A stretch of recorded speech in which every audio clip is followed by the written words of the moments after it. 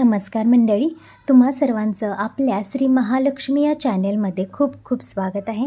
तर मित्रांनो, आजचा व्हिडिओ खूप खास होणार आहे, कारण आज मी तुम्हाला धनप्राप्तीसाठी तुमच्याकडे ज्या कवड्या असतात पिवळ्या कलरचा, त्याचे उपयोग मी तुम्हाला सांगणार आहे.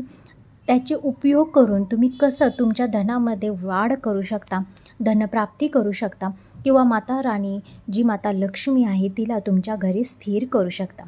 तर नमस्कार मंडळी, आपल्या प्रत्येकाच्या जीवनामध्ये खूप सारे प्रॉब्लेम्स असतात आणि हे प्रॉब्लेम्स क्रिएट होत असतात. त्याचं एकमेव कारण आहे ते म्हणजे पैसा.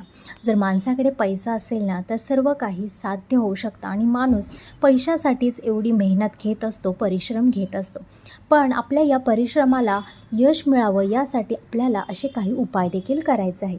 तर कवड्यांचा उपाय सगळ्यात बेस्ट उपाय ठरणार आहे, कारण कवड्या ह्या समुद्रातून मिळत असतात आणि माता लक्ष्मीची उत्पत्ती ही समुद्रातून झालेली आहे.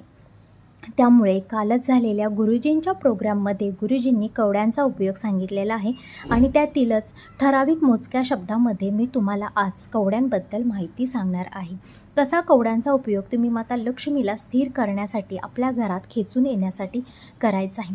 मित्रांनो, तुम्हाला तर माहीतच आहे की माता लक्ष्मी ही खूप चंचल असते. ती कधीच एका जाग्यावरती राहत नाही, टिकत नाही. तर या कवड्यांचा उपयोग करून आपल्याला तिला आपल्या घरामध्ये स्थिर करायचा आहे. तर तो योग्य पद्धतीने कवड्यांचा उपयोग झाला पाहिजे. कोणत्या दिवशी करायचा, कसा करायचा याची संपूर्ण माहिती या व्हिडिओतून मी तुम्हाला सांगणार आहे. तत्पूर्वी मित्रांनो, आपल्या कमेंट बॉक्समध्ये माता राणीचा जय जयकार करायला विसरू नका, कारण जिथं बोललं जातं ना, जय श्री महालक्ष्मी माता, तिथे महालक्ष्मी माता हमेशा येत असते. तर मित्रांनो, कवड्यांचा उपयोग आपण दिवाळीमध्ये करत असतो किंवा माता राणीच्या एखाद्या पूजेमध्ये करत असतो. पण तीच कवडी तुम्हाला हरवायची नसते. ती कवडी तशीच तुम्हाला या तिजोरीमध्ये तुमच्या ठेवायची आहे. जर ती कवडी स्थित झालेली जी कवडी असते तिच्यामध्ये एक जागरूक शक्ती आलेली असते आणि ती कवडी जर तुम्ही हरवली तर तुमच्या कुठेतरी धनाचा नाश होत असतो. तर मित्रांनो, पहिला असा कवडीचा उपाय आहे तो म्हणजे की तुम्हाला एक कवडी घ्यायची आहे, पिवळ्या कलरची एक कवडी घ्यायची आहे आणि तुम्हाला तुमच्या घरामध्ये जो तुम्ही झाडू लावता त्या झाडूला ती बांधायची आहे. तुम्हाला लाल कपड्याने किंवा लाल धाग्यानेच ती बांधायची आहे. त्यामुळे काय होतं की झाडू म्हणजे माता लक्ष्मी असते आणि माता लक्ष्मीला ती कवडी समर्पित केल्यासारखं असतं. आणि त्याच घराने जेव्हा आपण आपल्या घरातील झाडू मारत असतो तेव्हा आपल्या घरातील नकारात्मकता जात असते आणि घरामध्ये एक सकारात्मकता येत असते.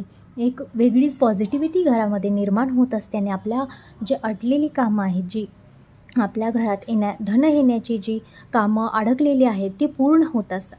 तर मित्रांनो, दुसरा कवड्यांचा असा उपाय आहे तो म्हणजे तुम्हाला कवड्यांची माळ जी आहे ती तयार करायची आहे आणि अशी माळ तुम्हाला मंगळवारी किंवा शुक्रवारी, गुरुवारी तुम्हाला गोमाता म्हणजेच गाईला अर्पण करायची आहे. गाईच्या गळ्यामध्ये तुम्हाला बांधायची आहे.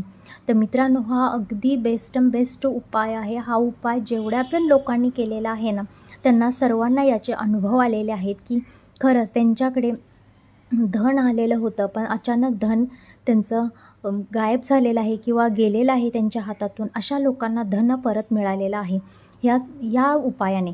त्यामुळे मित्रांनो, तुम्हाला जर वाटत असेल तुमच्याकडे पण धन यावं, तर हा उपाय तुम्ही नक्की करा. 5, 7 किंवा एका जरी कवडीची माळ तुम्ही गोमातेच्या गळ्यामध्ये घातली तरी तुम्हाला त्याचा चांगला फरक जाणवेल.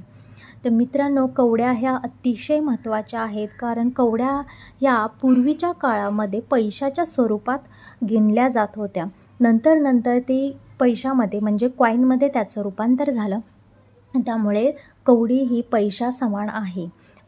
कवडीचा उपयोग पैशासाठीच केला जात होता. तर मित्रांनो, कवडी म्हणजे माता राणीचं रूप मानलं जातं. कवडी म्हणजे साक्षात शंखाचा एक दुसरा भागच मानला जातो.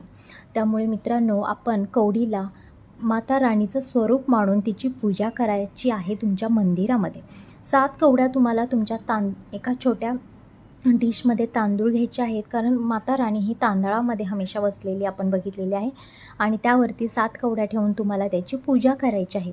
त्या माता राणीला तुम्हाला एक लाल कलरचं गुलाबाचं फूल असेल तुम्हाला ते अर्पण करायचं आहे किंवा कमळाचं फूल केलं तर अतिशय उत्तम. हा उपाय तुम्हाला मंगळवार, गुरुवार आणि शुक्रवार या दिवशी करायचा आहे. चौथा असा उपाय आहे, तो अतिशय महत्त्वाचा असा उपाय आहे, तो म्हणजे तुम्हाला 7 कवड्या घ्यायच्या आहेत.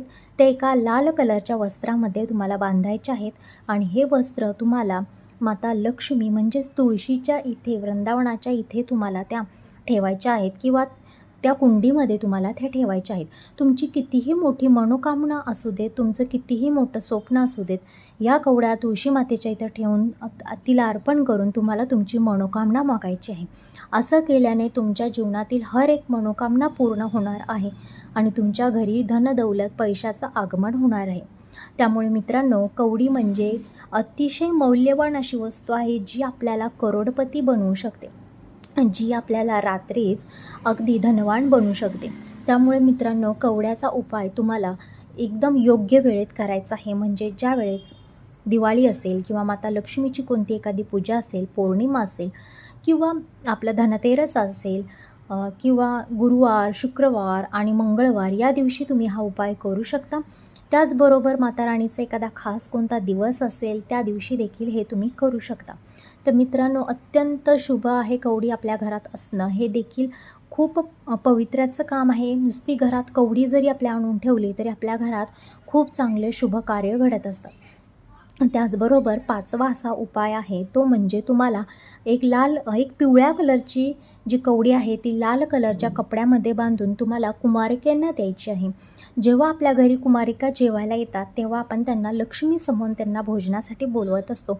अशा वेळेस आपण त्यांना दानदक्षिणा देत असतो किंवा साहित्य काही देत असतो. त्याचबरोबर त्यामध्ये तुम्हाला एक पिवळ्या कलरची कवडी आहे जी लाल कलरच्या कपड्यामध्ये बांधून तुम्हाला त्यांना द्यायची आहे. असं केल्याने सुद्धा माता राणी ही खुश होत असते, प्रसन्न होते आणि तुमच्या घरी स्थिर राहत असते. मित्रांनो, मी परत एकदा सांगते, माता राणी ही खूप चंचल स्वभावाची आहे. ती कधीच एका जाग्यावरती राहत नाही. पण जर कवड्याच्या आपल्या घरात असतील तर कवड्याच्या स्वरूपात किंवा कवड्यांसाठी ती आपल्यासोबत राहत असते. कारण माता राणीचा जन्म, माता राणी जिथून जन्माला आली ती आहे समुद्र आणि समुद्रातूनच कवडी पण जन्माला आलेली आहे किंवा तिची प्राप्ती झालेली आहे. त्यामुळे मित्रांनो, या दोघांचा खूप अतिशय जवळचा संबंध आहे. जिथं कवडी असते तिथं माता राणी ही राहतेच. त्यामुळे मित्रांनो, अशी आजची माहिती होती. ही माहिती तुम्हाला आवडली असेल तर आपल्या कमेंट बॉक्समध्ये रिप्लाय नक्की द्या. तुमच्या राशीनुसार जर तुम्हाला कवडीचा उपयोग जाणून घ्यायचा असेल तर मला कमेंट बॉक्समध्ये तुमची रास, तुमचं गाव, तुमची जन्मतारीख नक्की सांगा. मी नक्की तुम्हाला त्याचा उपाय तुम्हाला नक्की सांगेन. जय श्रीकृष्ण, जय महालक्ष्मी माता.